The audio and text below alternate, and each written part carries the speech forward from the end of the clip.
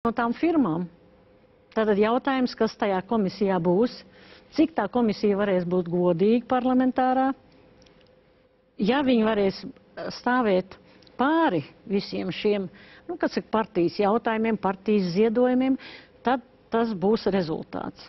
Tad tā dos rezultāts, bet tur ir, man ir grūti teikt.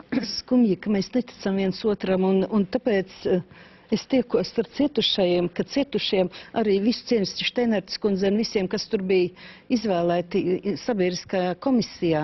Bet saprotiet, vienmēr parādās jautājums, kāpēc un kāpēc tieši, Šteinertes kundze, protams, pieredzējis jurista, tiesnese un visu cieņu, bet šis jautājums tāpat rodas, jo kāds izvēlas, bet cietušie ir, un es turpināšu tikties neatkarīgi.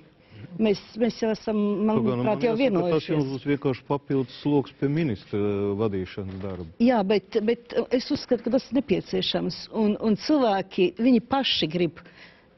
Jūs redzēt, cilvēki pilnīgi neticē, ka viņi... Problēmas tomēr ir vairākas. Laiks.